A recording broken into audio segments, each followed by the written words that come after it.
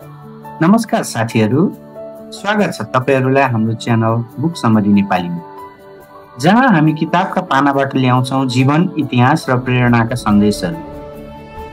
आज हामीले तपाईहरुका लागि ल्याएका छौं एक अद्भुत ऐतिहासिक कथा, एक यस्तो व्यक्तित्वको जीवन जसको नाम नेपालको पहिचानसँग जोडिएको छ, जनरल भीमसेन थापा। यो प्रस्तुति आधारित छ महान इतिहासकार चित्तरञ्जन नेपालीद्वारा लेखिएको प्रसिद्ध कृति जनरल भीमसेन थापा र तत्कालीन नेपालमाथि। यो केवल एउटा मानिसको कथा होइन, यो त्यो युगको कथा हो जब सानो नेपालले विशाल राष्ट्रसँग टक्कर दियो, जब एक नेताले राष्ट्रिय स्वाभिमानका लागि आफ्नो जीवन नै बलिदान दिए। साथीहरू, आजको यो अडियो बुक सुनेपछि तपाईँ बुझ्नुहुनेछ किन भीमसेन थापा केवल एक ऐतिहासिक पात्र होइनन्, उनी राष्ट्रको आत्मा हुन्, जसले नेपाललाई झुक्न नदिने आत्मसम्मान सिकाए। ल अब सुरु गरौँ आजको हाम्रो ऐतिहासिक यात्रा, चित्तरञ्जन नेपालीको दृष्टिबाट जनरल भीमसेन थापा र तत्कालीन नेपाल। चित्तरञ्जन नेपालीले यो पुस्तक सन् 1950 को दशकमा लेख्नु भएको थियो, नेपालको इतिहास लेखनमा एक नयाँ दृष्टिकोण ल्याउँदै। त्यो समयमा इतिहास लेखनहरू प्राय दरबारका लेखाजोखा, राजा र राणाहरूका दृष्टिकोणमा सीमित थिए, तर चित्तरञ्जन नेपालीले भने साधारण जनताको दृष्टिबाट, राष्ट्रभक्तिको भावनाबाट भीमसेन थापालाई हेर्नुभयो। उहाँका अनुसार भीमसेन थापा केवल एक सैनिक वा मुखतियार थिएनन्, उहाँ एक राष्ट्रिय चेतनाको प्रतीक थिए, जसले नेपाललाई आत्मसम्मान, नीति र स्वतन्त्रताको बाटो देखाए। चित्तरञ्जन नेपाली लेख्छन्, भीमसेन थापा सन् 1975 तिर गोर्खा जिल्लामा जन्मेका थिए। त्यो समय नेपालको एकीकरण अभियान सकिन लागेको थियो, तर दरबारभित्र शक्तिको सङ्घर्ष सुरु भइसकेको थियो। उनका पिता अमर सिंह थापा गोर्खाली सेनामा मध्यम तहका अधिकारी थिए। बाल भीमसेनले आफ्नै परिवारको सेवा र समर्पण देख्दै हुर्किए। बिस्तारै उनी दरबारसम्म पुग्ने अवसर पाए र त्यहीबाट सुरु भयो उनको राष्ट्रिय यात्राको पहिलो पाना। चित्तरञ्जन नेपालीका शब्दमा भीमसेनको चरित्रमा युवावस्थादेखि नै एक किसिमको दृढता, अनुशासन र राष्ट्रिय स्वाभिमानको झल्को पाइन्थ्यो। उनी दरबारमा सामान्य सेवकको रूपमा प्रवेश गरे, तर बुद्धि, वक्तित्व कला र राजनीतिमा निपुण भएकाले छिट्टै राजा रणबहादुर शाहको नजरमा परे। त्यो समयमा दरबारमा गुटबन्दी, षड्यन्त्र र अराजकता आदि थियो, तर भीमसेनले हिम्मतपूर्वक सधैँ राज्य पहिलो, व्यक्ति पछि भन्ने नीति अपनाए। चित्तरञ्जन लेख्छन्, भीमसेनले आफ्नो बाल्यकालदेखि नै देशको सार्वभौम अस्तित्वमा गर्व राख्थे।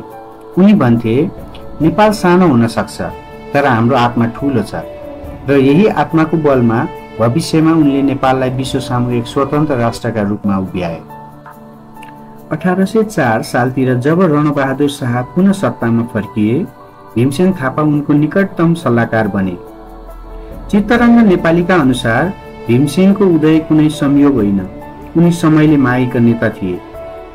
सिंहासनमा अशान्ति थियो, राजा, रानी, भन्सार, कर र सैन्य सबैमा अनियमितता थियो। भीमसेनले यो देखेर सशक्त प्रशासन र सङ्गठित सेनाको आवश्यकता महसुस गरे र त्यसैका लागि नीति बनाउन थाले। लेखक लेख्छन्, भीमसेन थापा नेपालको पहिलो वास्तविक राष्ट्र निर्माता प्रशासक हुन्। उनले बुढा सैनिक प्रणालीलाई सुधार गरे, राजस्व प्रणालीमा पारदर्शिता ल्याए र विदेशी शक्तिको प्रभावबाट राज्यलाई जोगाउने कूटनीतिक नीति अवलम्बन गरे। नेपाल त्यसबेला दुई ठूला छिमेकीहरू चीन र भारत, ब्रिटिस साम्राज्य बीच फसिरहेको थियो। भीमसेनले बुझे, यदि हामी सशक्त र एकताबद्ध रह्यौं भने मात्र नेपाल स्वतन्त्र रहन सक्छ। त्यसैले उनले दुई छिमेकी बीचको सन्तुलन नीति ल्याए, न त चीनको कठपुतली बने, न त अंग्रेजको गुलाम।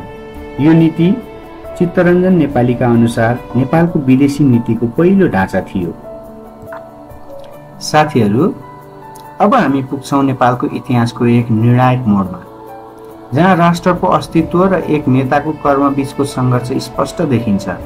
सन् 1814 तिर अंग्रेज इस्ट इन्डिया कम्पनीले आफ्नो प्रभुत्व फैलाउँदै नेपालको सीमामा दबाव बढाउँदै थियो। लेखक लेख्छन्, भीमसेन थापाले यसलाई केवल सैन्य चुनौतीको रूपमा मात्र नहेरी राष्ट्रको स्वतन्त्रता र स्वाभिमानको प्रश्नको रूपमा हेरिरहेका थिए। भीमसेन थापाले नेपाली सेनालाई मजबुत बनाए, तर अङ्ग्रेजहरू शक्तिशाली र संसाधनले सम्पन्न थिए। युद्धका समयमा भीमसेनले रणनीति, साहस र अनुशासनको अद्भुत उदाहरण देखाए। लेखकका अनुसार भीमसेन थापाको नेतृत्वमा नेपालले भारी पराजयको सामना गर्नु पर्यो, तर पूर्ण रूपमा भने पराजय भोग्नु परेन। उनले नेपाली सेनालाई सुसज्जित र सङ्गठित राखे र जनता र सैनिकहरूको मनोबल उच्च राख्न सफल भए। साथीहरू, सोच्नुहोस् त, संसारको विशाल शक्ति सामना गर्दै केवल आफ्नो बुद्धि, अनुशासन र देशभक्तिमा निर्भर रहेर कसरी एक व्यक्तिले देशलाई टिकाइराख्न सक्छ? भीमसेन थापा त्यसको प्रत्यक्ष उदाहरण हुन्। तर युद्ध बाहिर मात्र थिएन, दरबारभित्र पनि भीमसेनको शक्ति र लोकप्रियता बढ्दै थियो।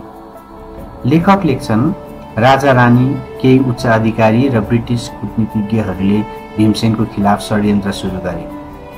उहाँमाथि लाग्ने आरोपहरू प्राय झुटा थिए। राजा हत्या, सत्ता कब्जा र राष्ट्रिय स्वार्थको विरोधको नाममा। तर भीमसेन चुपचाप आफ्ना सिद्धान्तमा अडिरहे। साथीहरू, त्यो समयको दरबार सोच्नुहोस्, जहाँ प्रत्येक निर्णयको पछाडि धोका र स्वार्थ लुकेको थियो। भीमसेनले यसलाई टुक्र्याउन खोजे, तर नियति बलियो थियो। सन् 1837 देखि 1839 तिर भीमसेन थापा पक्राउ परे। लेखकले यसलाई नेपाली इतिहासको दुःखद मोड भन्छन्। उनी एक वीर राष्ट्रभक्त नेता जसले आफ्नो जीवनको अधिकांश भाग देशको सेवा र रक्षा गर्न समर्पित गरेका थिए। अन्ततः आफ्नो देशको कारागारमा अँध्यारोमा रहनु पर्यो। जेल जीवनमा पनि भीमसेनको चरित्र अडिग रह्यो। उनी भन्ने गर्थे, मृत्युले मेरो शारीरिक जीवन समाप्त गर्न सक्छ, तर मेरो देश प्रेम समाप्त गर्न सक्दैन। भीमसेनको पतन केवल व्यक्तिगत असफलता थिएन, यो एक राजनीतिक षड्यन्त्रको परिणाम थियो। तर उहाँको देशभक्ति, नीति र साहस आज पनि हाम्रो लागि उदाहरण हो। 1839 सालमा भीमसेन थापाले आत्महत्या गरे। तर लेखकले स्पष्ट लेख्छन्, उनको मृत्युले नेपाललाई कमजोर बनाए जस्तो लाग्दछ, तर वास्तवमा उनी अमर बने, इतिहास र भावनामा।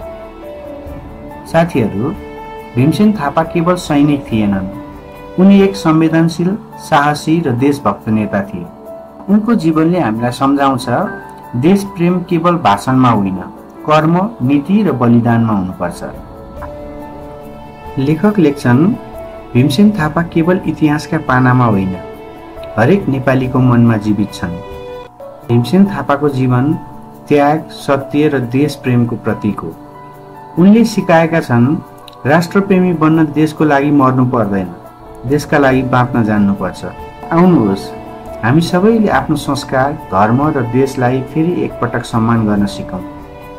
हामीले हाम्रो इतिहास बिर्सिनु हुँदैन, किनकि यही इतिहासले हाम्रो पहिचान बनाएको हो। यो थियो जेनरल भीमसेन थापा र तत्कालीन नेपालको प्रेरणादायी कथा। लेखक चित्तरञ्जन नेपालीको दृष्टिकोणमा आधारित एक ऐतिहासिक श्रद्धाञ्जली। यदि तपाईलाई आजको यो अडियो बुक मन पर्यो भने कृपया लाइक, कमेन्ट, सेयर र सब्सक्राइब गर्न नबिर्सिनुहोस्। जय नेपाल।